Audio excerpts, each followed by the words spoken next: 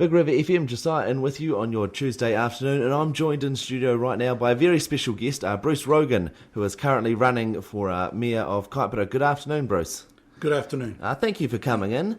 First of all, I just want to tell us a bit about yourself, a wee bit about your background and why you want to run for Mayor. Sure.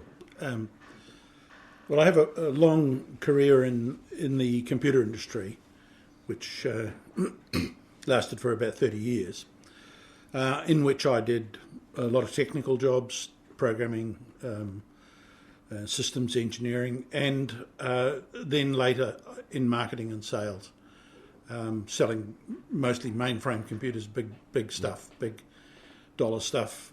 So that's when I started, where I got my initial exposure to sort of senior management, dealing with both CEOs and boards of directors in these major investment decisions around computers. Later, after that was over, I worked in the public health system as a general manager, and was responsible for purchasing primary health care and maternity services for the whole of the Northland region for some years. Then the government disbanded the purchase of provider split model, and so at that point I was able to retire. Yeah. Although I did then go and work for the ACC in various roles. Yeah.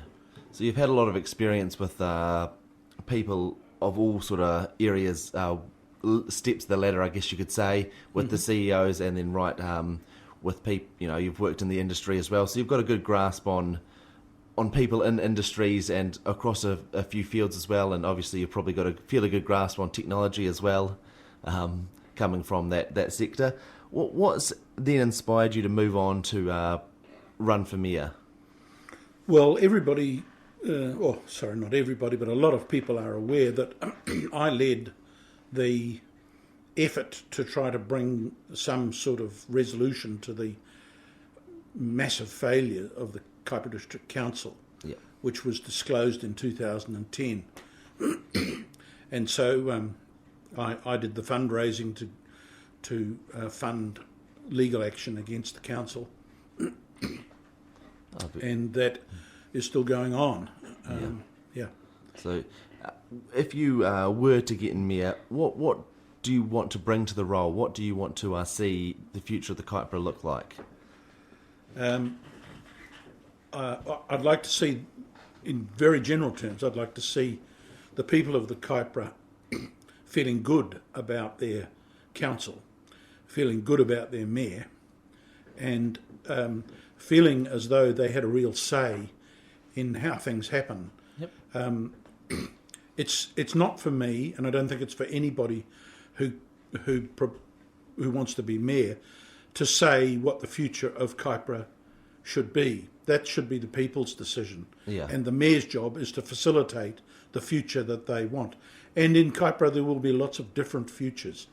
There are communities that don't want a razzmatazz future. They want a quiet, peaceful future.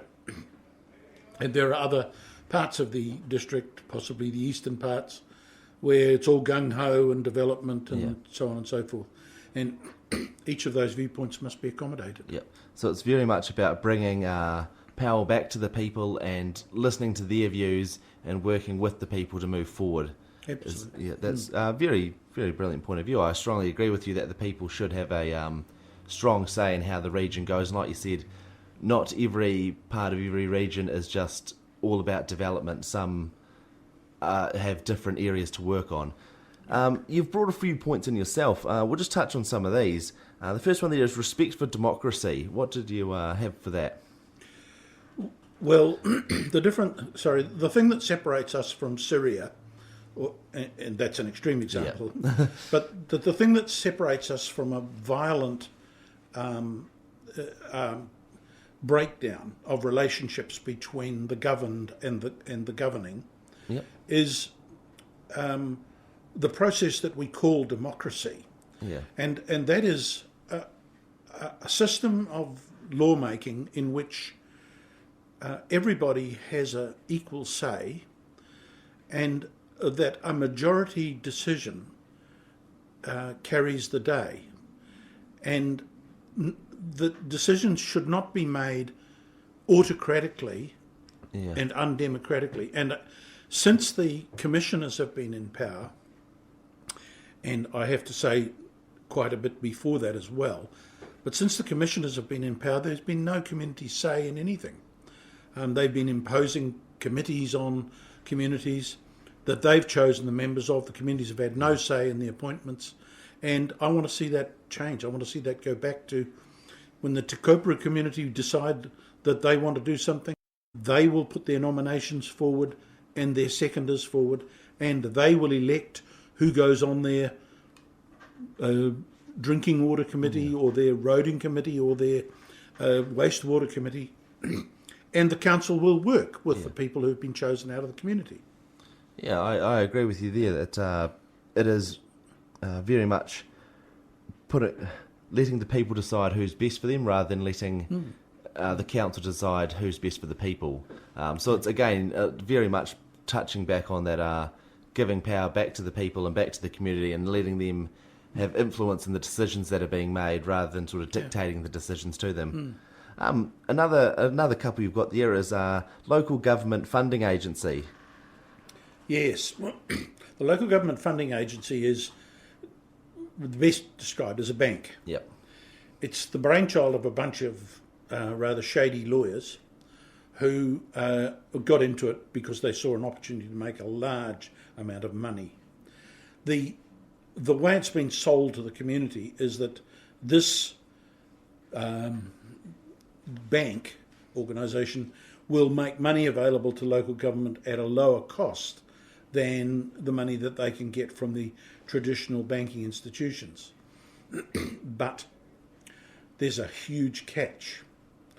What's happened is that the organisations, the councils that have signed up for this local government funding agency have had to sign over all of the assets of the district, and much worse than that, without anybody being consulted, all of the privately owned property in the district is now collateral for those loans. So if the loans were to collapse or if they were to fall short on a few payments, potentially these private investors then get all of the assets that the council owns as well as the private land in the district. Is that what you're saying?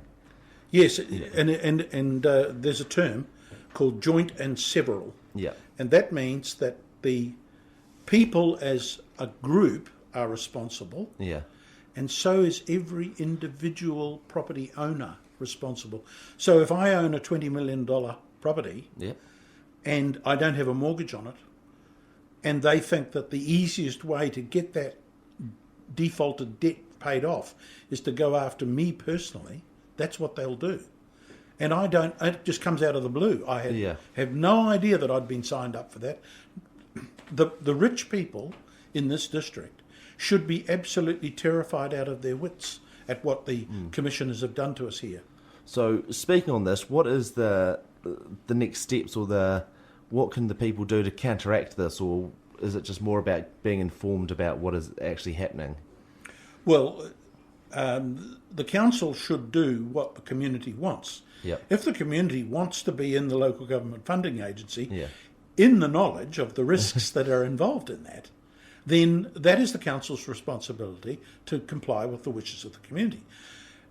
But if the community says, well, no, we didn't know we were being put into this, and we didn't have any idea what the risks are, and we don't want to be part of this, then the council's job is to extricate us from the local government funding agency as quickly as our legs can carry us. Yeah. Oh, that's a very, very good point. We could probably talk on this one for quite a while, but I think we'll move on because there's a couple more to go through. Yeah. An interesting one here that I'm quite curious to know more about is you've got part-time mayor. What do you mean by this?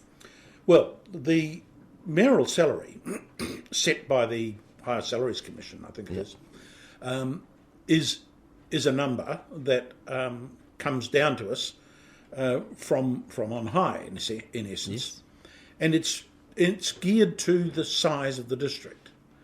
And in the case of Kaipara, it's about $93,000 a year.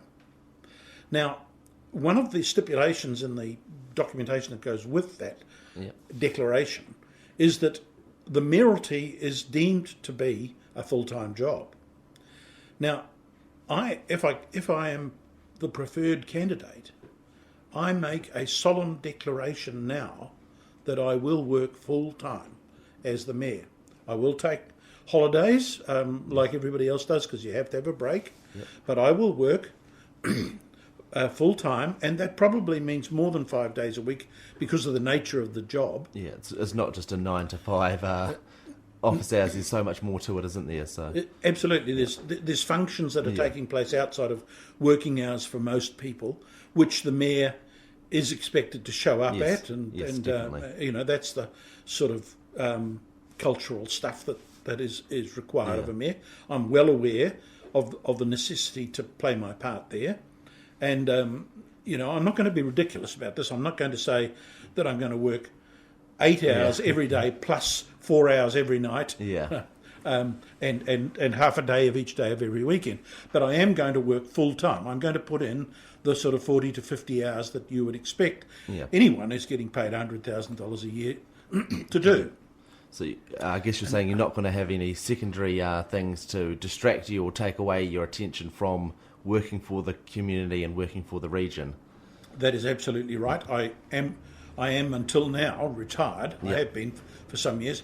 I have the only major responsibility I currently have is my chairmanship of the Mangawai Ratepayers and Residents Association, which I would resign from the day that I took up the role, because there would be an inherent conflict of interest there. Yeah. Oh, that's good to hear. And we'll move on to our final point there. It's internal borrowing. Mm-hmm. What more do you have on this topic here? Well, councils are encouraged by the organisation called the Local Government New Zealand to basically steal all the money that they get from their ratepayers and put it in a great big slush fund to enable them to borrow more and get more into debt. Yeah. Rates are charged against specific purposes. They are taken for funding depreciation, they're taken for funding new capital works, and so on. Yes. My view, my absolutely immovable view, is that whatever the money is taken for is how it should be used. And we've got instances, for example, the Te Koparu people were led up the garden path about what their rates were being taken for. They were told their rates were being taken to pay off a loan that was being taken out to build them a sewage scheme. Yep. When the day came that the loan was supposed to have been paid off and they were expecting their rates to drop accordingly, they got told by the council that loan hadn't been paid off and a new loan, well, the loan had been paid off, but a new loan had to be taken out because all the money that was used to pay it off had disappeared. Yeah. This has happened time and time and time again, and the commissioners have contrived to sound as though they've reduced the debt, but what they've actually done is they've stolen all the internal funds and put them into the slush, so that it looks as though the place is less indebted. But the Mangawai Endowment Fund's gone, the Development Contributions Funds have gone, the Reserve Contributions Funds have all gone, and there is no obligation in law for the council to pay those funds back. Yeah. The only way that can happen is if the council passes a resolution to say that it does owe that money. And under my watch, that is what will happen. It doesn't mean that the money will get repaid the following day or anything like that, but at least there will be a formal legal acknowledgement that those debts do exist, and we will not try to fudge the indebtedness of the council. Yeah, so it's about culling out that culture and ensuring it's not going to happen again in the future. And what people are informed on is happening is actually happening, rather than the money is going elsewhere and being used for things that people aren't aware of. I think that's going to wrap up everything we've got here today, Bruce. Thank you so much for coming in. It's